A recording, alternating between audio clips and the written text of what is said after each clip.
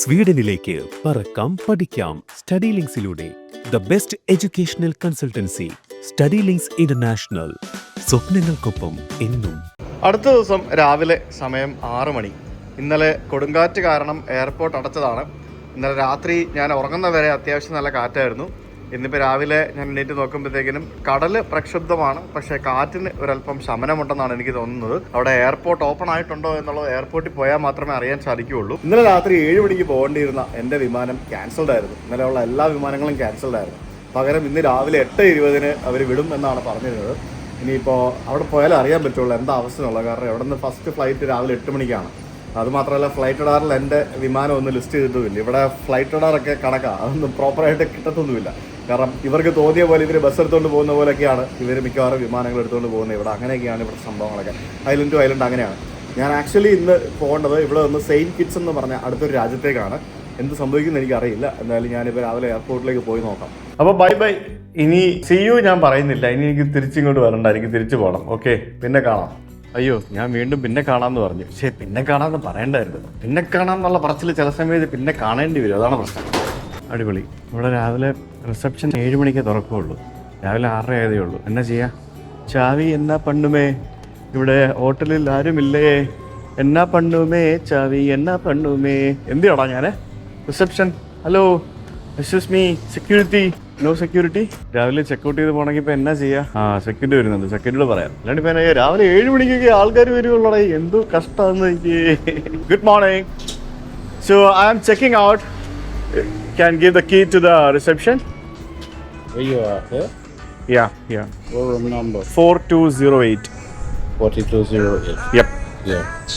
Okay? Alright. See you. Alright. My car is there. Okay. Yeah, bye. Royal islander club എന്ന് പറഞ്ഞൊരു ഒരു റിസോർട്ടാണ് കേട്ടോ. ഇവിടെ ഇവരുടെ ബാൽക്കണിയുള്ള സീ വ്യൂ റൂം എടുത്തു കഴിഞ്ഞാൽ നമുക്ക് വിമാനത്താവളത്തിൽ വിമാനം റൺവേയിൽ ലാൻഡ് ചെയ്യുന്നതൊക്കെ കണ്ടുകൊണ്ട് അവിടെ ഇരിക്കാം. അതാണ് ഈ ഒരു ഹോട്ടലിൻ്റെ ഗുണം. എനിക്കറിയത്തില്ലായിരുന്നു. അറിഞ്ഞാൽ ഞാൻ ഇന്നലെ തന്നെ ഇവിടെ എടുത്തേനെ. 2 ദിവസം കൊണ്ട് ഞാൻ ഈ ഐലൻഡിലെ വഴികളൊക്കെ പഠിച്ചു കേട്ടോ. പഠിക്കാനൊന്നും ഇല്ലല്ലോ, ഇത്രക്കല്ലേ ഉള്ളൂ. അങ്ങോട്ടും ഇങ്ങോട്ടൊക്കെ പോവുക, അത്രേ ഉള്ളൂ, വേറെ സംഭവങ്ങളൊന്നുമില്ല. അപ്പോൾ എയർപോർട്ടിൻ്റെ റൺവേ തുറന്നോന്നൊന്നും എനിക്കറിയാമല്ലോ, എയർപോർട്ട് തുറന്നോന്ന് എനിക്കറിയാമല്ലോ. അവിടെ പോയി നോക്കിയാൽ അറിയാൻ പറ്റുള്ളൂ എയർപോർട്ട് തുറന്നോന്നൊക്കെ. ആക്ച്വലി ഇന്നലെ രാത്രിയിലാണ് ഞാൻ സെയിൻറ്റ് കിറ്റ്സ് പോകാൻ വേണ്ടിയിരുന്നത്. കാരണം ഇന്നലെ പകലൂടെ ഇവിടെ എക്സ്പ്ലോർ ചെയ്തിട്ട് രാത്രി പോകാനുള്ള പ്ലാനായിരുന്നു. എനിക്ക് ശരിക്കും എക്സ്പ്ലോർ ചെയ്യാൻ പറ്റാതിരുന്നത് ഈ രാജ്യമാണ്. ഞാനിവിടെ നിന്ന് അങ്കുല്ല പോകാൻ വേണ്ടി പ്ലാനൊക്കെ ഉണ്ടായിരുന്നു. അങ്കുല്ല പോകാൻ പറ്റിയില്ല. പിന്നെ ഇങ്ങോട്ടേക്കുള്ള ഫ്ലൈറ്റ് ഡിലേ ആയിരുന്നു. അത് വെതർ കാരണമല്ല, അത് മറ്റേ നിങ്ങൾ കണ്ടതല്ലേ, ടെക്നിക്കൽ പ്രോബ്ലംസ് ആയിരുന്നു. ഈ വിന്നറിൻ്റെ ഫ്ലൈറ്റ് മൊത്തത്തിൽ ദുരിതമാണ് കേട്ടോ. എനിക്ക് എന്തോ ചെയ്യാനത്, എനിക്ക് ഫുള്ള് ദുരിതമാണ്. അപ്പോൾ ഇന്നിപ്പോൾ എന്തായാലും എനിക്കൊരു ഫുൾ ഡേ എനിക്കിവിടെ സെയിൻറ്റ് കിറ്റ്സിൽ കിട്ടണം. ഇന്ന് രാവിലെ വിമാനം പോയി കഴിഞ്ഞാൽ, ഇല്ലെങ്കിൽ അത് ഗോപി. ഇപ്പോൾ രാവിലെ എയർപോർട്ടിൽ കൊണ്ടുപോയി വണ്ടി എവിടെയാണ് പാർക്ക് ചെയ്യുന്നതെന്നൊക്കെ നോക്കട്ടെ. വണ്ടി ഞാനിവിടെ എയർപോർട്ടിൽ കൊണ്ട് പാർക്ക് ചെയ്തിട്ട് വണ്ടിയുടെ ചാവി വണ്ടിക്കകത്ത് തന്നെ വെച്ചു. പിന്നെ പാർക്കിംഗ് സ്ലിപ്പ് എടുത്ത് വണ്ടിക്കകത്ത് വെക്കാൻ പറഞ്ഞായിരുന്നു. ഇതിന് ഇവന് എക്സ്ട്രാ ഒരു $15 എൻ്റെ നിന്ന് വാങ്ങിക്കും. കാരണം വണ്ടി പാർക്കിങ്ങിൽ ഇട്ടിട്ട് പോകുന്നതുകൊണ്ട്. ഇല്ലാന്നുണ്ടെങ്കിൽ എനിക്ക് അവിടെ കൊണ്ട് കൊടുക്കണം. പക്ഷേ അവർ 9 മണിക്കേ തുറക്കുള്ളൂ. എൻ്റെ ഫ്ലൈറ്റ് ഷെഡ്യൂൾ ചെയ്തിരിക്കുന്നത് 8:20-നാണ്. അപ്പോൾ ഒന്നും ചെയ്യാൻ പറ്റില്ല എനിക്ക്. എന്തായാലും രാവിലെ എയർപോർട്ടിലേക്കൊക്കെ ആൾക്കാർ വരുന്നുണ്ട്. രാവിലെ കാറ്റൊന്നുമില്ല, നമുക്ക് പോയി നോക്കാം. ഇന്നലെ മൊത്തം കാറ്റായിരുന്നെങ്കിൽ ഇന്ന് രാവിലെ മഴക്കാറാണ്. എന്താ സംഭവിക്കുന്നതെന്ന് ഒരു ഐഡിയ ഇല്ല. രാവിലെ ശ്മശാന മൂകതയാണ് എയർപോർട്ടൊക്കെ. കാരണം ഇവിടെ രാത്രിയിൽ ഫ്ലൈറ്റ്സ് ഒന്നുമില്ല, പകൽ മാത്രമാണ് ഇവിടെയുള്ള പല എയർപോർട്ടുകളിലും വിമാനങ്ങൾ വരുന്നതും പോകുന്നതൊക്കെ. അപ്പോൾ രാത്രിയിൽ ഒന്നും ഇല്ലാത്തതുകൊണ്ട് തന്നെ എയർപോർട്ടെല്ലാം രാത്രി അടച്ച് വീട്ടിൽ പോകും. രാവിലെ ഒന്നും തുറക്കത്തേ ഉള്ളൂ അവർ. അങ്ങനെ കിങ്ഡം ഓഫ് നെതർലാൻഡ്സിൻ്റെ കീഴിലുള്ള കരീബിയൻ സെൻറ്റ് മാർട്ടിൻ ഐലൻഡിലെ ഡച്ച് സൈഡിലുള്ള പ്രിൻസസ് ജൂലിയാന ഇൻ്റർനാഷണൽ എയർപോർട്ട്. ഇവിടുത്തെ കസ്റ്റംസിൻ്റെ വണ്ടിയാണ് കിടക്കുന്നത്. നോക്കി രാവിലെ, ദൈവമേ, ഫ്ലൈറ്റ് പോകണം. ഇന്നത്തെ ഫ്ലൈറ്റ് മിസ്സായി കഴിഞ്ഞാൽ മുട്ടം പണി കിട്ടും എനിക്ക്. എൻ്റെ ഐറ്റിനറി മൊത്തം കുളമാവും. അടുത്ത 2-3 ആഴ്ച കംപ്ലീറ്റ് ഈ പറഞ്ഞ പോലെ കണക്ട് ചെയ്തുള്ള പരിപാടിയാണ്. ഹ്യൂജ് ലോസ് ആയിരിക്കും. ഭാഗ്യം, വിന്നറിൻ്റെ ചെക്കിൻ കൗണ്ടർ ഓപ്പൺ ആക്കിയിട്ടുണ്ട്. Hi, good morning. Going to St. Kitts. Did you fill out the invitation form? Not yet. You would have to fill it out now. Now? You have internet on your phone? Yeah. Okay, scan the barcode that says St. Kitts and then Okay. So you need it for check-in, right? Yeah. Okay, I'll do that. Immigration form fill ചെയ്യണം. കിട്ടി മക്കളെ, boarding pass കിട്ടി മക്കളെ. 7:50 രാവിലെ അല്ല boarding, 8:20 flight. ഇനി കയറാൻ പറ്റിയാൽ മതിയായിരുന്നു. ഇന്നും രാവിലെ അവസ്ഥ നോക്ക്, പല ഫ്ലൈറ്റ്സും ക്യാൻസൽഡ് ആണ്. കണ്ടില്ലേ നോക്ക്, ക്യാൻസൽഡ്. നമ്മുടേത് ഇതിനകത്ത് ലിസ്റ്റ് ചെയ്തിട്ടില്ല. ഇത് ഔട്ട് ഓഫ് ഷെഡ്യൂൾ വിടുന്ന ഫ്ലൈറ്റാണ്. എന്തരവിടെ അവസ്ഥ, ഇന്നും മൊത്തം ക്യാൻസൽഡ് ആണല്ലോ. രാവിലെ വിജനമായി കിടക്കുന്ന എയർപോർട്ട് കണ്ടോ നോക്കി. ഞാൻ ഇമിഗ്രേഷൻ എല്ലാം കഴിഞ്ഞ് അകത്തോട്ട് വന്നു, എയർപോർട്ടൊക്കെ കാലി, അവരൊന്ന് തുറക്കുന്നതേ ഉള്ളൂ. എല്ലാം രാവിലെ എനിക്ക് നമ്മുടെ ഫ്ലൈറ്റ് വന്നൊന്ന് ആദ്യം പോകുന്നത്. രാവിലെ എയർപോർട്ടിൽ പോലും ഒരു കുന്തവും കഴിക്കാൻ കിട്ടുമെന്ന് എനിക്ക് തോന്നുന്നില്ല. ഫുൾ കാലിയാണ്. ഇനി അഥവാ എന്തെങ്കിലും ഉണ്ടെങ്കിൽ അത് മിക്കവാറും ഇന്നലെ കൊണ്ടുവന്ന് വെച്ച സാധനമായിരിക്കും എന്ന് എനിക്ക് തോന്നുന്നത്. ഇവിടെ എന്താ ഉള്ളത്, ചിക്കൻ സീസർ സലാഡ്. അതൊക്കെ പഴയതായിരിക്കും. Hi, can I get one turkey and cheese croissant? Hold on. What is this curry chicken bagel? Is it having some filling inside? ഒരു കുപ്പി വെള്ളത്തിന് $4. ഇതിനും $4, എല്ലാത്തിനും $4. എന്നാൽ പിന്നെ സോഡ എടുക്കാം. താഴെ ഇരിക്കുന്ന വെള്ളത്തിന് $3 ഉള്ളൂ. അപ്പോൾ അത് മതി. ഇതൊരു ചീസൊക്കെ ഉള്ളൊരു ക്രോസോണ്ടാ, ഹെവി ആയിരിക്കും. ഒരെണ്ണം കഴിച്ച ഉച്ച വരെ നിൽക്കും. അയ്യോ, അങ്ങനെ നമ്മൾ കയറുകയാണ് ഗൈസ്. നമ്മൾ പോകാൻ പോകുന്നു സെയിൻറ്റ് കിറ്റ്സ് എന്ന് പറയുന്ന നമ്മുടെ അടുത്ത രാജ്യത്തേക്ക്. ഇവിടെ എല്ലാം ബോർഡിങ് ഇങ്ങനെയാണ്. നമ്മൾ വരും, ഇവർ നമ്മളെ കൊണ്ടുപോകും, നമ്മൾ ഏതെങ്കിലും ഒരു വിമാനത്തിൽ കയറ്റി വിടും. അങ്ങനെയാണ് അടുത്ത പരിപാടിയൊക്കെ. ഈ കാണുന്ന കുഞ്ഞു വിമാനത്തിലാണ് നമ്മൾ സെയിൻറ്റ് കിറ്റ്സ് എന്ന് പറഞ്ഞ നമ്മുടെ അടുത്ത രാജ്യത്തേക്ക് പോകാൻ പോകുന്നത്. എൻ്റെ പൊന്നു, അങ്ങനെ ഫൈനലി കാറ്റുണ്ടോ ട്രിപ്പും. Good morning.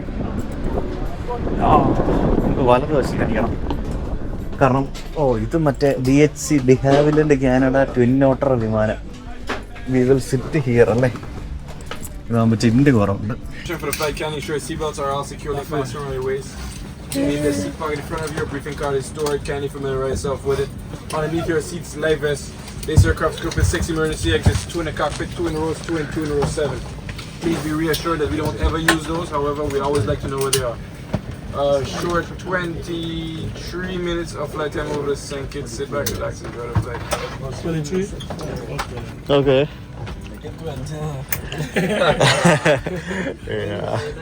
അത് നമ്മുടെ ക്യാപ്റ്റനാണ് ഗൈസ് വന്നിട്ട് ഇൻസ്ട്രക്ഷൻ പറഞ്ഞത്. ക്യാപ്റ്റൻ അത് എയർ ഹോസ്റ്റസ് ഒന്നും ഇല്ല, ക്യാപ്റ്റൻ തന്നെയാണ് വന്ന് എല്ലാവരും സീറ്റ് ബെൽറ്റ് ഇട്ട് മര്യാദീകരിക്കണം, 20 മിനിറ്റേ ഉള്ളെന്ന് പറഞ്ഞു. എല്ലാം ചെടിച്ചെടിയെന്നായിരുന്നു. ഞങ്ങളെ കയറ്റി, അതിനുശേഷം ബാഗേജ് കയറ്റി, അതിനുശേഷം എൻജിൻ സ്റ്റാർട്ട് ചെയ്തു. ഗൈസ് പണി പാളിയൊന്നും സംശയമുണ്ട്. എൻജിൻ ഓൺ ആക്കിയിട്ട് വീണ്ടും ഓഫ് ആക്കിയല്ലോ. എന്നാ സംഭവിക്കുന്നതെന്ന് അറിയത്തില്ല. ഇവർ എൻജിൻ സ്റ്റാർട്ട് ചെയ്തിട്ട് വീണ്ടും ഓഫ് ആക്കി. ഒരാളും കൂടെ കയറാറുണ്ട്. അടിപൊളി, എന്തല്ലേ വിമാനം ഓണാക്കി പോകാനായിട്ട് പോയപ്പോഴത്തേക്കും ഒരാളും കൂടെ കയറാറുണ്ടെന്ന് പറഞ്ഞിട്ട് ഡോറ് വന്നിട്ട് വീണ്ടും ഒരാളെ കയറ്റാൻ പോകുന്നു. ഇവരിത് ബസ് ഓടിക്കുന്ന പോലെ കേട്ടോ ഇവിടെ വിമാനം ഓടിക്കുന്നത്. എന്തൊക്കെ പരിപാടികളാണെന്ന്. ഇവരുടെ വിമാനത്തിലെല്ലാം വിശറി ഉണ്ട് ഗൈസ്. ഇത് കണ്ടോ, feel some fresh air with win air. ഇങ്ങനെ വീശിക്കൊണ്ടിരിക്കണം, എന്നാലേ കാറ്റ് കിട്ടുള്ളൂ. വിമാനത്തിൽ വീശിയിരിക്കേണ്ട അവസ്ഥ കണ്ടിട്ടുണ്ടോ? അങ്ങനെ ഒരാളെയും കൂടെ അവർ കയറ്റി. അവർക്ക് ഒരു $200 കൊണ്ടോ $250 കൊണ്ടോ കിട്ടി കാണുമല്ലോ. അത് ഭയങ്കര സംഭവം കേട്ടോ. വീണ്ടും അടച്ചു. ഇനി വീണ്ടും എൻജിൻ ഓണാക്കും. എന്തൊക്കെ പരിപാടിയാണ് ഇതോടെ. എൻജിൻ ഓണാക്കിയിട്ട് ഇവിടെ ആളെ കയറ്റാൻ പറ്റത്തില്ല, വിമാനമല്ലേ. ഭയങ്കര രസമാട്ടോ ഇവിടുത്തെ പരിപാടിയൊക്കെ.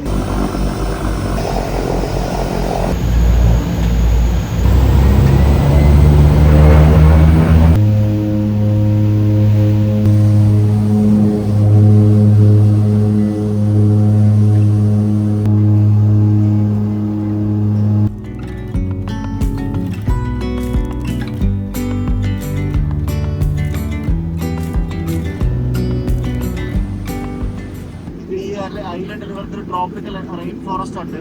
ഒരു വലിയൊരു മലയുണ്ട്. ആ മലയാണ് നമുക്ക് ഇവിടെ കാണുന്നത്. ആ മലയുടെ താഴ്വാരത്തായിട്ടാണ് ഗ്രാമങ്ങളൊക്കെ. അതാണ് നമ്മൾ ലാൻഡ് ചെയ്യാൻ പോകുന്ന എയർപോർട്ട്. എന്തുകൂടെ ഇത് അമേരിക്കൻ എയർലൈൻസിന്റെ ഫ്ലൈറ്റ് കിടപ്പുണ്ട് അവിടെ. നമ്മൾ കറങ്ങി തിരിഞ്ഞ് വന്ന് അപ്പുറത്തോടെ ലാൻഡ് ചെയ്യും. ഇത് രസമല്ലേ കാണാനായിട്ട്. ഇവരുടെ ബാസറ്റർ എന്ന് പറയുന്ന ഇവരുടെ ക്യാപിറ്റൽ സിറ്റിയിലാണ് ഇവരുടെ എയർപോർട്ട് ഇരിക്കുന്നത്. ചെറിയ കുറ്റി എയർപോർട്ട്, അത്രേ ഉള്ളൂ. ഇതാണ് ഇവരുടെ down town city centre area. Complete നമുക്കിവിടെ കാണാം. അടിപൊളിയാണ്.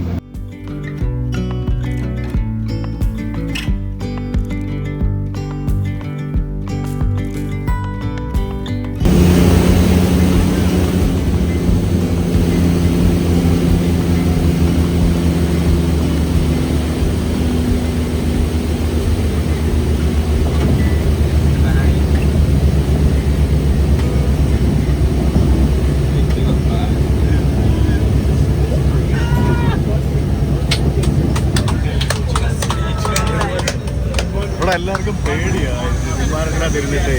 നിലവിളിയായിരുന്നു ഇവിടെ.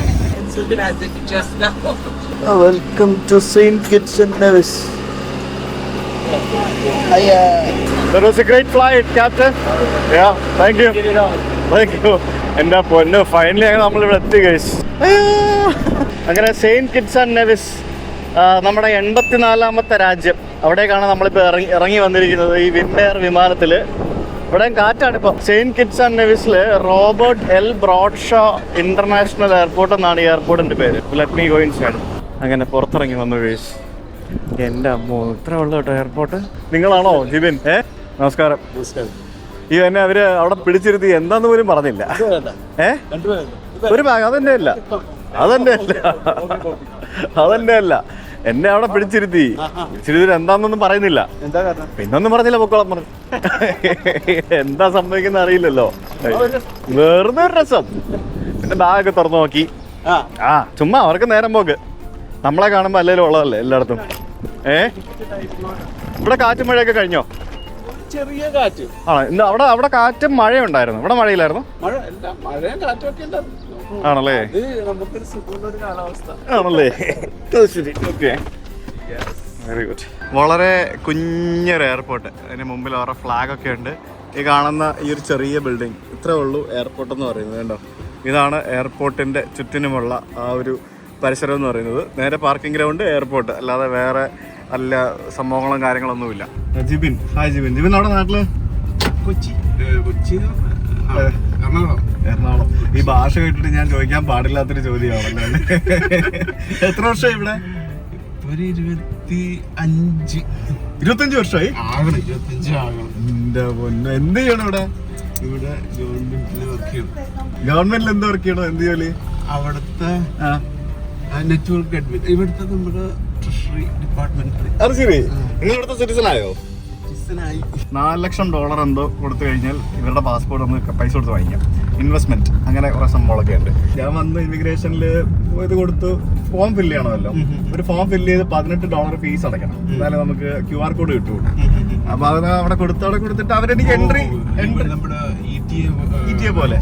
അതെ, നമുക്ക് എൻട്രി അടിച്ചു തരും. എൻട്രി അടിച്ച് തന്ന ഉടനെ പുറകില് ഉണ്ടായിരുന്ന കൗണ്ടറിൽ ഒരു ഓഫീസർ വന്നിട്ട് എന്റെ അടുത്ത് give me your passport, go and sit there. ഞാൻ പറയാം, ഇതെന്തുവാ എൻട്രി അടിച്ചു വന്നിട്ട് ഇനിയിപ്പോ എന്താ ചെയ്യാനാ? Give me your passport, go and sit there. ഞാൻ അവിടെ പോയിരുന്നു 2 മിനിറ്റ് കഴിഞ്ഞ് 3 മിനിറ്റ് കഴിഞ്ഞ് 5 മിനിറ്റ് കഴിഞ്ഞ് ഇവരൊന്നും മിണ്ടുന്നില്ല. ഞാൻ പോയി ചോദിച്ചു, സാർ എന്താ പോലെ മാഡം എന്താ പ്രശ്നം എന്ന് ചോദിച്ചു. Sit there. ഞാൻ പറഞ്ഞു ഓക്കെ, ഞാൻ ഇവരോട് എന്തെങ്കിലും പറയാൻ പറ്റുമോ? പിന്നെ ഒരു 5 മിനിറ്റ് കഴിഞ്ഞപ്പോഴത്തേക്കിനും പാസ്പോർട്ട് എടുത്ത് തന്നിട്ട് യു ക്യാൻ ഗോ. ഞാൻ പറഞ്ഞു was there any problem? Nothing. വേറെ ഒന്നുമില്ല, വെറുതെ ഒരു മനസമാധാനം. എന്നിട്ട് പുറത്തിറങ്ങി വന്നപ്പോഴത്തേക്കിനും കസ്റ്റംസുകാർ അവിടെ നിന്നിട്ട് അവര് നിങ്ങളുടെ ബാഗ് പരിശോധിക്കണം. അവർ റാൻഡമായിട്ട് കുറച്ച് ആൾക്കാരെ പരിശോധിക്കും. വെള്ളക്കാരെ ഒന്നും പരിശോധിക്കുകയില്ല.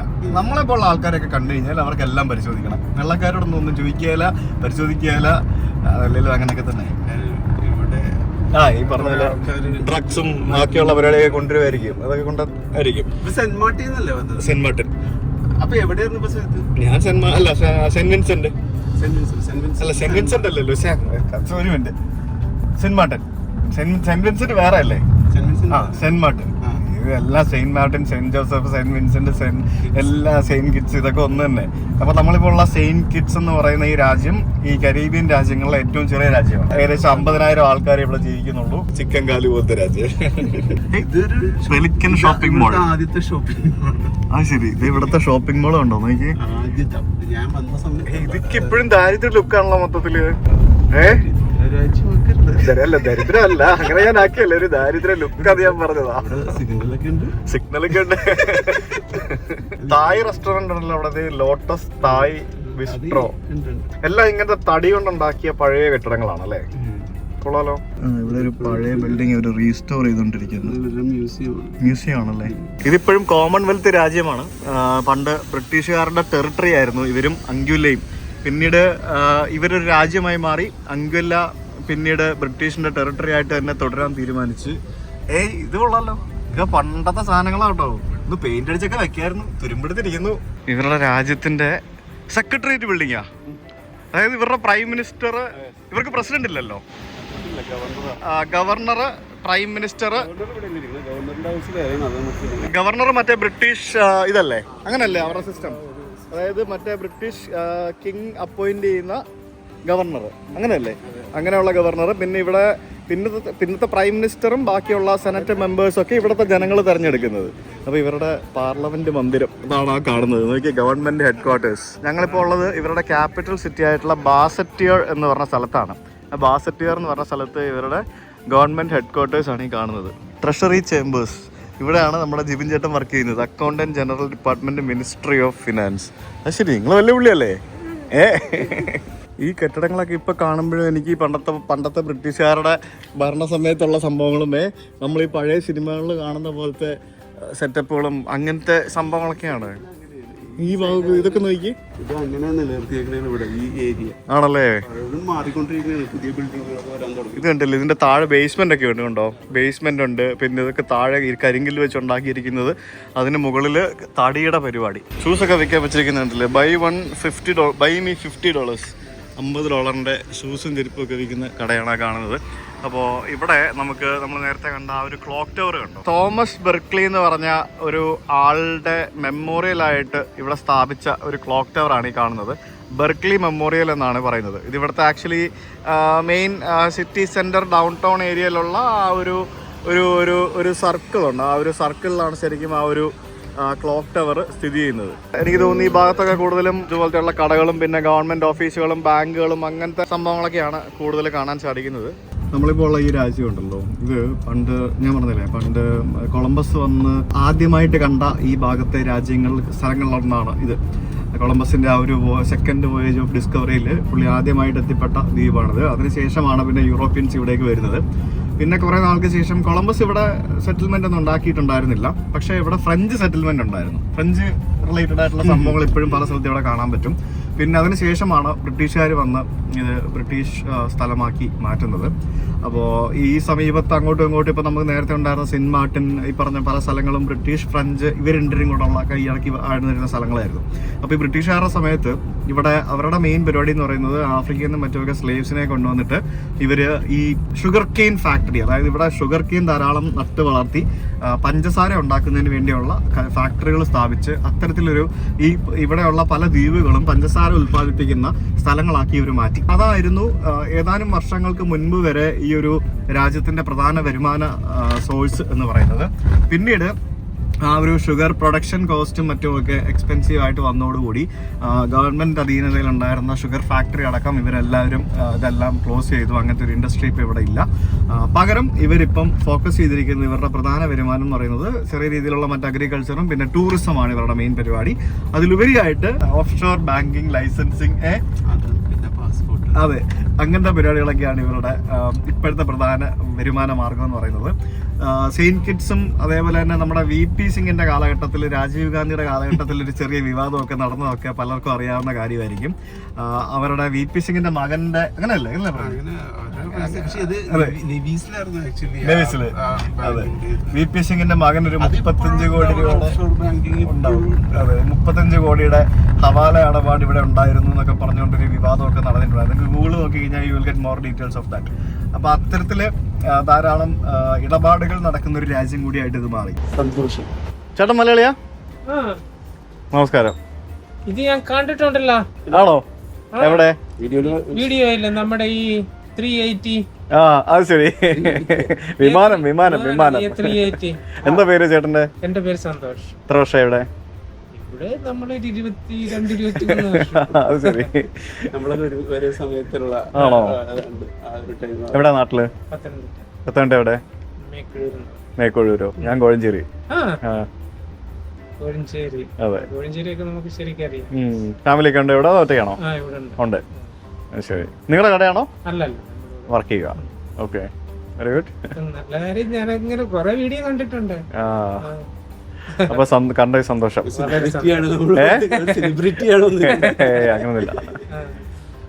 ഓക്കെ, ഉണ്ടാവും. നാളെ വൈകിട്ട് പോകും. നാളെ വൈകിട്ട് തിരിച്ചു പോകും.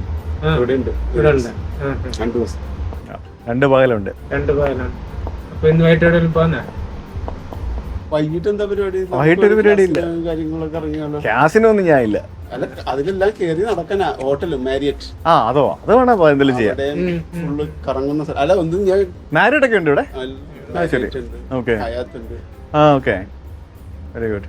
വൈകിട്ട് നല്ല കാര്യം. അപ്പൊ ഞാൻ കുറെ കണ്ടിട്ടുണ്ട് ഇന്നലെ വന്നിരുന്നെങ്കിൽ നൈറ്റ് ലൈഫ് നമുക്ക്. ഇന്നലെ ഞാൻ രാത്രി വരായിരുന്നു. ഇന്നലെ എയർപോർട്ട് ക്ലോസ് ചെയ്തു. അവിടെ ഞാൻ ഷെയ്ൻ മാർട്ടിനിലായിരുന്നു. അപ്പോൾ എയർപോർട്ട് ക്ലോസ് ചെയ്തു, വരാൻ പറ്റിയില്ല. ഫ്ലൈറ്റ്സ് ഒക്കെ ക്യാൻസലായി. ആകപ്പാടെ ഇവിടേക്ക് ആകെ 10-12 ഫ്ലൈറ്റ്സ് അല്ലേ ഒരു ദിവസം ഉള്ളൂ. അതെ, അപ്പോൾ അതൊക്കെ ക്യാൻസലായി. അങ്ങനെ ഞാൻ അവിടെ പെട്ടുപോയി. ഫ്രൈഡേ ആണ് ഇവിടുത്തെ നൈറ്റ് ലൈഫ്. അതെ, അപ്പോൾ കാണാം.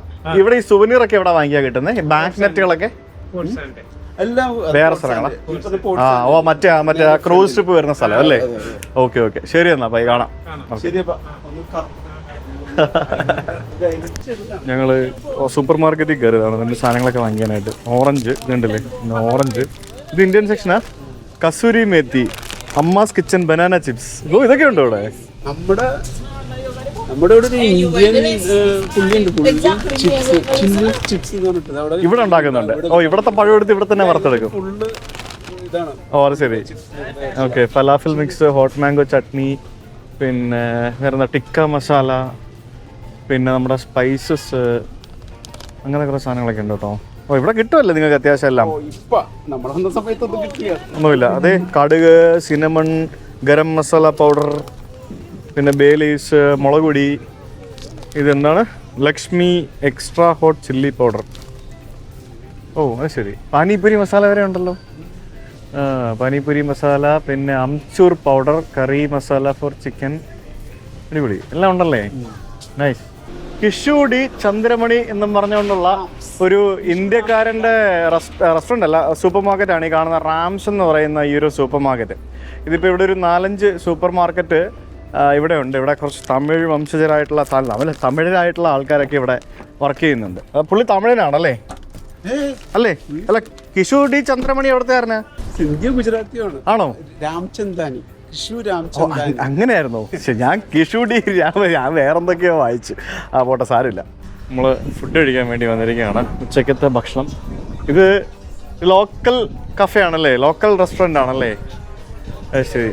ഇവിടെ എന്തൊക്കെയാണെന്ന് ചോദിച്ചു കഴിഞ്ഞാൽ കുക്കപ്പ് വിത്ത് പോർക്ക്, ഗോട്ട് വാട്ടറോ, പിഗ് ഫുട്ട്, പിന്നെ bake chicken legs, fish in creole sauce, served with rice and black eye peas. ഇതൊക്കെയാണ് ഇവിടുത്തെ മെയിൻ സംഭവങ്ങൾ. പോർക്ക് ഇല്ലാത്ത എന്തെങ്കിലും ഉണ്ടോ എന്ന് നോക്കുക. ഫിഷ് കഴിക്കാം. Fish in creole sauce. അതെന്ത് സാധനം? നമുക്ക് കഴിക്കാൻ പറ്റുമല്ലോ അല്ലേ? നമുക്ക് കഴിക്കാൻ സാധിക്കുന്ന സാധനമാണല്ലോ അല്ലേ? എന്നാ വാങ്ങിക്കാം. അടിപൊളി പാട്ടാ. No, will have it from here. To go എന്ന് ചോദിച്ചാൽ പാക്ക് ചെയ്തുകൊണ്ട് പോകുന്നതാണ്. ഇതാണ് ഇവരുടെ ഫിഷ് കറി മീൽസ് അല്ലേ? ഫിഷ് കറി അല്ല, ഫിഷ് ഫ്രൈ മീൽസ്, അങ്ങനെ വേണം പറയാം. Fish in creole sauce, fish fry സാധനം. ഇത് ആക്ച്വലി ഇത് ഫിഷ് ഇങ്ങനെ, ഇത് എന്ത് ഫിഷാന്ന് അറിയത്തില്ല, എന്ത് ലോക്കൽ ഫിഷാണ്. എന്തോ ആവാം. Okay, can be anything. ഇത് പഴമായിരിക്കും അല്ലേ? പ്ലാന്റെയിൻ ആണോ? അതും ഫിഷല്ലേ? പിന്നെ കുറച്ച് ചോറുണ്ട്. എന്താന്നറിയില്ല, എന്തൊക്കെയോ സാധനങ്ങൾ കഴിച്ചോ. കഥ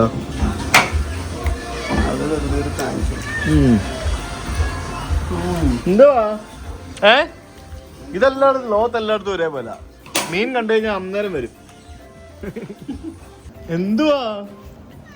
എന്ത് മാവു? ഞങ്ങൾ കഴിക്കട്ടെ? തുടങ്ങിയില്ലല്ലോ. കഷ്ടമുണ്ട്. പാവം പട്ടിണിയാണെന്ന് തോന്നുന്നു. എന്നാലും ഈ മത്സ്യമൊക്കെ സ്പൂണും പോർക്കും വെച്ച് എങ്ങനെയാണ് എടുത്ത് കഴിക്കുന്നത്? അതാണ് ഈ പ്രശ്നം. ഒരു കൈ കൊണ്ട് പറ്റുകയില്ല, 2 കൈ ഉപയോഗിച്ചാലേ പറ്റുള്ളൂ. ഇത് ഫ്രഷ് ആണോ? ഉള്ളല്ലോ.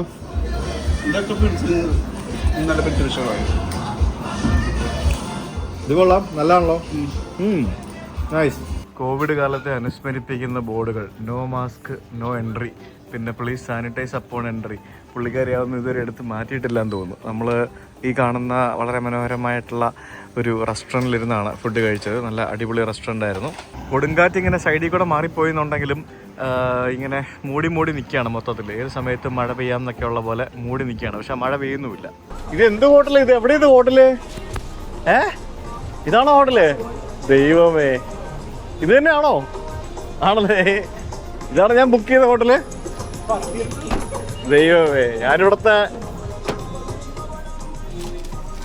ഞാൻ ഹോട്ടൽ ബുക്ക് ചെയ്തതാണ് ഗൈസ്. ആ ഹോട്ടലാണ് ഈ കാണുന്നത് ഇവിടെ. അകത്തോട്ട് കുഴപ്പമില്ല. ഓക്കെ, എന്നാ നിങ്ങൾ വിട്ടോ, ഞാൻ കാണാം, പിന്നെ കാണാം. ശരി, ഞാൻ വിളിക്കാം. Okay okay okay bye. ശരി. എൻ്റെ അമ്മേ, അയ്യോ എന്ത് ഹോട്ടലിത്? ശരിയാതെ guys. Hi. Yeah. I'm checking in. Yeah. Okay. Here? Okay, fine. Okay. ഇതെന്തിങ്ങനെ? Hi. I have a booking. What's the name? My name is Sujit from booking.com. കൊള്ളാട്ടോ, ഇവിടെ ഒരു റെസ്റ്റോറൻറ്റും ബാറും അങ്ങനെ സെറ്റപ്പ്. റൂം എവിടെ? റൂം ഇവിടെ തന്നെ. ഏയ് ഇത് ഒരു ഹായ്. ഹലോ. 102. ഇത് നമ്മുടെ നാട്ടിലെ ഒരു ടിപ്പിക്കൽ ലോഡ്ജ്. മനസ്സിലായോ? ഇതിന് $87 കേസ്. $87. ഓ വാവ്. ഇതാണ് റൂം. ഇതാണ് നമ്മുടെ 7500 രൂപ കൊടുത്തെടുത്ത, $87 കൊടുത്തെടുത്ത എൻ്റെ മുറി എന്ന് പറയുന്നത്. നോക്കൂ. ഓഹോ നൈസ്. ഇത് എന്താ പറയുക, നല്ലൊരു ഇവിടുത്തെ ഒരു സിറ്റിക്കുള്ളിൽ തന്നെയുള്ള ഒരു ഹോട്ടലാണ്. ഇതാണ് ബാത്റൂം. ഇവിടെ പുറത്തേക്ക് വല്ലതും കാണാൻ പറ്റുമോ? പുറത്തൊന്നുമില്ല, പുറത്തൊന്നും കാണാനില്ല. അപ്പോൾ നമ്മുടെ സെയിൻറ്റ് കിറ്റ്സ് ആൻഡ് നെവിസിൻ്റെ കാഴ്ചകളുണ്ട് ഇഷ്ടം പോലെ കാണാം. റൂമിൽ ചെക്ക് ഇൻ ചെയ്തതിന് ശേഷം ഞാനൊന്ന് പുറത്തേക്കൊന്ന് ഇറങ്ങാമെന്ന് വിചാരിച്ചാണ്. എനിക്ക് തോന്നുന്നു ആ കാണുന്നത് ബസ് സ്റ്റാൻഡാണെന്ന് തോന്നുന്നു, അങ്ങ് ദൂരെ. ഇവിടെ എല്ലാം മറ്റേ കുട്ടി വാൻ പോലത്തെ ബസ്സാണല്ലോ. ഇത് ഒരു ഫോൺ ഡോക്ടർ എന്നും പറഞ്ഞുകൊണ്ട് ഫോണിൻ്റെ കട. അതിനകത്തൊക്കെ ഇന്ത്യക്കാരാണെന്ന് തോന്നുന്നു നിൽക്കുന്നത്. ഇന്ത്യൻസിൻ്റെ കച്ചവടമാണെന്ന് തോന്നുന്നു. Royal electronics and appliances. Full വലിയ പാട്ടൊക്കെ വെച്ച് വമ്പ സെറ്റപ്പാണ് കഴിച്ചത്. ഇവിടെ KFC ഒക്കെ ഉണ്ട് കേട്ടോ. ഞാനൊന്ന് മുടി വെട്ടാൻ വേണ്ടി പോകാൻ വേണ്ടി ഇറങ്ങിയതാണ്. നമ്മളൊക്കെ ശനി ഞായറും പുറത്തെങ്കിലും ഇറങ്ങത്തില്ല. ഇവർ ശനിയാഴ്ചയും ഞായറാഴ്ചയും, ശനിയാഴ്ച പിന്നെയും പുറത്തിറങ്ങും, ഞായറാഴ്ച ഇവർ പുറത്തിറങ്ങത്തേ ഇല്ല. ഞായറാഴ്ച ഇവർക്കൊക്കെ ചർച്ച് ഡേ ആണ്. ചർച്ചും പോയി പിന്നെ വീട്ടിലിങ്ങനെ ഫാമിലി ആയിട്ടല്ലേ ഫ്രണ്ട്സൊക്കെ ആയിട്ട് ഇങ്ങനെ ബിയറൊക്കെ കുടിച്ച് ഇങ്ങനെ ഇരിക്കും, ചില്ലായിട്ടിരിക്കും. അതാണ് ഇവരുടെ ഇവിടുത്തെ ആൾക്കാരുടെ കൾച്ചർ എന്ന് പറയുന്നത്. ഇവിടുത്തെ വണ്ടിക്കൊക്കെ ഇങ്ങനത്തെ നമ്പേഴ്സാണ്, അതായത് 2 ലെറ്ററും പിന്നെ 4 ഡിജിറ്റ്സും അങ്ങനെയാണ് പല വണ്ടികളുടെ നമ്പർ പ്ലേറ്റ്. ബ്ലാക്ക് കളറിൽ വൈറ്റ് എഴുത്ത് വരുന്നതൊക്കെയാണ് ഇവിടുത്തെ നമ്പർ പ്ലേറ്റ്. ഇവിടെ ഒരു ഹെയർ ആർട്ടിസ്റ്റ് സലൂൺ എന്നും പറഞ്ഞുകൊണ്ട് ഒരു മുടിവെട്ട് കട ഞാൻ കണ്ടുപിടിച്ചിട്ടുണ്ട്. So let's go. ഇത് ഇന്ത്യക്കാരുടെ ആണെന്നാണ് നമ്മുടെ ജിബിൻ പറഞ്ഞത്. Indian head massage in Saint Kitts. नाम क्या है आपका? कितने साल हो गए इधर? 2.5 साल. हाँ, 2.5 years. 2.5 years. ഓക്കെ. ഞാൻ ഇവിടെയും വന്നിട്ട് ഇന്ത്യക്കാരനെ കൊണ്ട് മുടി വെട്ടിച്ചിരിക്കുകയാണ് ഗൈസ്. ഇങ്ങനെ ഞാൻ മുടി വെട്ടി ഗൈസ്. ഏണ്ട അല്ല, ഇന്ത്യൻ മസാജ് ഒക്കെ കഴിഞ്ഞ് ഇന്ത്യൻ മുടി വെട്ട്. പുള്ളി അവസാനം മറ്റേ ബാക്കിലൊക്കെ ഷേവ് ചെയ്തില്ലേ, നമ്മളെ നാട്ടിലല്ല അങ്ങനത്തെ പരിപാടിയൊക്കെ ചെയ്യുമ്പോൾ ഇവിടെ ബാക്കിലൊക്കെ ഇങ്ങനെ റേസർ വെച്ച് ഷേവ് ചെയ്ത്, പിന്നെ വേറെന്താ മറ്റേ പൗഡറൊക്കെ ഇട്ട് നാട്ടിൽ പണ്ട് മുടി വെട്ടിക്കൊണ്ടിരുന്നതല്ല. ഇപ്പം നാട്ടിൽ പോലും അങ്ങനെ പലരും ചെയ്യാറില്ല. സോ അങ്ങനെ അടിപൊളിയായിട്ട് മുടി വെട്ടി തന്നു. $25 ഇവിടുത്തെ കരീബിയൻ ഡോളർ, US ഡോളർ അല്ല, കരീബിയൻ ഡോളർ എന്ന് പറയുമ്പോൾ ഏകദേശം 800 രൂപ. ഞാൻ പല വീഡിയോകളിലും, ഞാൻ മാത്രമല്ല പല ആൾക്കാരും വെറുതെ നമ്മൾ ഈ ഡോളർ എന്ന് പറയുമ്പോഴത്തേക്കും ഒരു രാജ്യത്ത് പോകുമ്പോൾ അവിടുത്തെ ഡോളർ ഉണ്ടാവുമല്ലോ, പല ഡോളറിനും പല വാല്യൂ ആയിരിക്കും. അപ്പം അതിന് താഴെ കുറേ ആൾക്കാർ തള്ളിമറിക്കാന്നൊക്കെ പറഞ്ഞുകൊണ്ട് കമൻറ്റ് ഇടുന്നതാണ്. കഴിഞ്ഞ ദിവസം നവ്യ നായരുടെ ഒരു ഇൻ്റർവ്യൂ ഉണ്ട് ഞാൻ. അവർ ഓസ്ട്രേലിയയിൽ പോയിട്ട് അവർക്ക് ഫൈൻ കിട്ടിയല്ലോ. അപ്പോൾ എത്രയോ ഡോളറാണ്, ഏകദേശം 1.5 ലക്ഷം രൂപ ഫൈൻ എന്നൊക്കെ പറഞ്ഞപ്പോഴത്തേക്കിനും അപ്പോൾ അവർ കാൽക്കുലേറ്റ് ചെയ്യുന്നുണ്ട്. $1 എന്ന് പറയുമ്പോൾ 50 രൂപ എന്നൊക്കെ പറഞ്ഞ് കാൽക്കുലേറ്റ് ചെയ്യുന്നുണ്ട്. അതിന് താഴെ മൊത്തം ആൾക്കാർ തെറിവിളിക്കുക. പിന്നെ 50 രൂപ, അത് 10 കൊല്ലം മുന്നേ $1 ഇപ്പോൾ 90 രൂപ എന്നൊക്കെ പറഞ്ഞുകൊണ്ട് അതിന് താഴെയൊക്കെ ആൾക്കാർ തെറിവിളിക്കുക. ഇത് അവർ ഓസ്ട്രേലിയയിലാണ്, ഓസ്ട്രേലിയ ന്യൂസിലാൻഡ് എങ്ങാണ്ട് പോയപ്പോഴല്ലേ, അവിടെ അല്ല ഒരേ വിലയല്ലേ, അങ്ങനെ പറഞ്ഞിട്ടാണ് ഇടുന്നത്. പക്ഷെ അതൊന്നും കേൾക്കാതെ ആൾക്കാർ തെറിവിളിയായിരുന്നു. സ്കോട്ട്സ് എന്ന് പറഞ്ഞൊരു സൂപ്പർ മാർക്കറ്റ് ആണെന്ന് തോന്നുന്നു. അവിടെ നിന്ന് സാധനങ്ങൾ വാങ്ങിച്ചാൽ $20,000 വരെ ക്യാഷായിട്ട് കിട്ടുമെന്ന്. രാജ്യ തലസ്ഥാന നഗരത്ത് ശരിക്കും വന്നിറങ്ങിയിട്ട് എന്താ പറയുക, എനിക്കൊരു ഒരു ഫീൽ കിട്ടത്തില്ല മൊത്തത്തിൽ. ഇവിടെ ആൾക്കാരൊക്കെ കസരയായിട്ട് വന്നിരിക്കുന്നത് കണ്ടില്ലേ, ഇതൊക്കെ ചെറു കച്ചവടമൊക്കെ ചെയ്യുന്ന ആൾക്കാരൊക്കെയാണ്. ചുമ്മാ റോഡിന് നടുക്കൊക്കെ വന്നിരിക്കുന്നത് കണ്ടോ, കസരൊക്കെ ആയിട്ട് ചുമ്മാ ചില്ലടിച്ചിരിക്കുക, സൊറയൊക്കെ പറഞ്ഞിരിക്കുകയാണ് കണ്ടില്ല അവർ. ഇവർ കച്ചവടക്കാരല്ല, അപ്പുറത്ത് ഇരിക്കുന്ന കച്ചവടക്കാരാണ്. ചുമ്മാ സൊറ പറഞ്ഞിരിക്കുന്നത് കണ്ടോ, അവിടെ കുറച്ച് ആൾക്കാർ ഇരിക്കുന്നത് കണ്ടില്ലേ, അവർ കച്ചവടക്കാരാ. ഈ റാംസ് എന്ന് പറയുന്നതും എനിക്ക് തോന്നുന്നു ഒരു ഇന്ത്യൻ സൂപ്പർ മാർക്കറ്റ് ആണെന്ന് തോന്നുന്നു. അതായത് ഇന്ത്യൻ അല്ല, ഇന്ത്യക്കാരൻ ഓൺ ചെയ്യുന്നത്. ആകപ്പാട് 50,000 ആളുകൾ മാത്രം ജനസംഖ്യയുള്ള ഒരു രാജ്യം. ആ രാജ്യത്ത് ഒരു കുഞ്ഞു രാജ്യം. ഈ രാജ്യത്ത് ഇവിടെ മുടി വെട്ടാൻ പോയപ്പോൾ ഇന്ത്യക്കാർ എന്തോരം ഇന്ത്യക്കാർ, എവിടെ ഏതൊക്കെ കച്ചവടങ്ങൾ മൊത്തം സൂപ്പർ മാർക്കറ്റുകളും ബാക്കിയുള്ള സംഭവങ്ങളും ഫുൾ ഇന്ത്യക്കാർ കൈയടക്കി വെച്ചിരിക്കുക. എന്നാലും കരീബിയൻ ഭാഗത്തെ അറ്റ്ലാന്റിക് ഓഷ്യൻ്റെ നടുവിലുള്ളൊരു കുഞ്ഞു രാജ്യമായത്. ഞാൻ താമസിക്കുന്നതിൻ്റെ അടുത്ത് തന്നെയാണ് ഇവിടുത്തെ പോർട്ട് ഏരിയ. അപ്പോൾ ഇവിടെ ആണ് ഡ്യൂട്ടി ഫ്രീ അതുപോലെയുള്ള സംഭവങ്ങളൊക്കെ നമുക്ക് കാണാൻ സാധിക്കുന്നത്. അതായത് ക്രൂസ് ട്രിപ്പുകളൊക്കെ വരുമ്പോഴത്തേക്കിനും ആൾക്കാർ വന്ന് നിരങ്ങുന്ന സ്ഥലം. നമ്മുടെ ജെറി ചുഴലിക്കാറ്റ് ഇങ്ങനെ പോയത് കൊണ്ടാണ് ഇവിടെ ആകെ മൊത്തത്തിൽ മൂടി നിൽക്കുന്നത്. ഇങ്ങനത്തെ സ്ഥലം എല്ലായിടത്തും ഉണ്ടാവും. ഈ ക്രൂസ് ട്രിപ്പുകൾ വരുന്ന ആൾക്കാരെ ടാർഗറ്റ് ചെയ്തുള്ള കച്ചവടം ബാക്കിയുള്ള പരിപാടികളും അല്ല. ക്രൂസ് ട്രിപ്പ് ഇല്ലാത്ത സമയങ്ങളിൽ ഇവിടെ ലോക്കൽസ് ആയിട്ടുള്ള ആൾക്കാർ വരുന്ന സ്ഥലം. ഈ ജർക്ക് എന്ന് പറയുന്നത് ഇവിടുത്തെ കരീബിയൻ സ്റ്റൈൽ പ്രിപ്പറേഷൻസ് ആണ്. ഇവിടെ നമുക്ക് ചോപ്പ് സ്റ്റിക്ക് എന്നും പറഞ്ഞിട്ടൊരു ചൈനീസ് ഒരു സംഭവം കാണാം. ടേക്ക് അവേ അല്ല. പിന്നെ ഈ ഒരു ഏരിയ മൊത്തം ഫുഡ് കോർട്ടുകളും ബാറുകളും അങ്ങനത്തെ സെറ്റപ്പുകളൊക്കെയാണ്. എല്ലാവരും ഇരുന്ന് രണ്ട് ചെറുതടിച്ചോണ്ടിരിക്കുക എല്ലാവരും. ഇതെല്ലാം ഇന്ത്യക്കാരുടെ കച്ചവടം കേട്ടോ കാണുന്നത്. അവിടെ എല്ലാം അകത്ത് ഇന്ത്യക്കാരാണ്. സെയിൻറ്റ് കിറ്റ്സ്, ഇതാണ് നമ്മൾ ഷിപ്പൊക്കെ വരുന്ന ഇവരുടെ ഒരു പോർട്ട് ഏരിയ എന്ന് പറയുന്നത്. അപ്പോൾ ഇതിനകത്തൂടെ ആയിരിക്കും ഷിപ്പിൽ വരുന്ന പാസഞ്ചേഴ്സ് ഈ രാജ്യത്തേക്ക് ഇറങ്ങി വരുന്നത്. ആ വരുന്ന പാസഞ്ചേഴ്സിനെ കാത്ത് ഇവിടെ ധാരാളം ഡ്യൂട്ടി ഫ്രീ ഷോപ്പുകളും അതുപോലെ ബാക്കിയുള്ള പല പല സെറ്റപ്പുകളും ഉണ്ട്. ഇതിൽ ഓൾമോസ്റ്റ് ഒരു 80% കടകളും ഇന്ത്യക്കാരുടെ കടകളാണ്. ജിവിൻ എത്തിയിട്ടുണ്ട്. ഇതാണ് സെയിൻറ്റ് കിറ്റ്സ്. ഇതിൻ്റെ മുമ്പിൽ നിന്ന് വേണമെങ്കിൽ ഫോട്ടോ എടുക്കാം. Here also you have lot of Indians. Okay, nice. When I went to Saint Martin, I have seen lot of Indians doing business there. Yeah. So here also business, everything is Indian. Indians. Okay. So which part of India most of them are from? Some from Bombay, some from Rajasthan. Okay, Sindhis? Yeah. Oh, okay.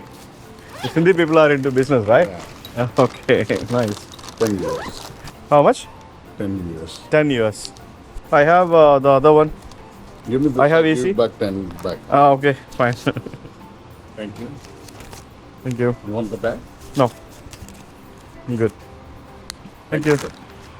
ഞാൻ ചോദിച്ചു അവരോട്. അപ്പം പറഞ്ഞു majority എല്ലാവരും സിന്ധി, മഹാരാഷ്ട്ര, അവിടെ നിന്നുള്ള ഗുജറാത്ത് ഇവിടെ നിന്നൊക്കെ ഉള്ളവരാണ് എന്നൊക്കെ പറഞ്ഞു എല്ലാവരും. സംഭവം കൊള്ളാം. പക്ഷെ ആകെ വിജനമായിട്ട് കിടക്കുന്നൊരു സ്ഥലം.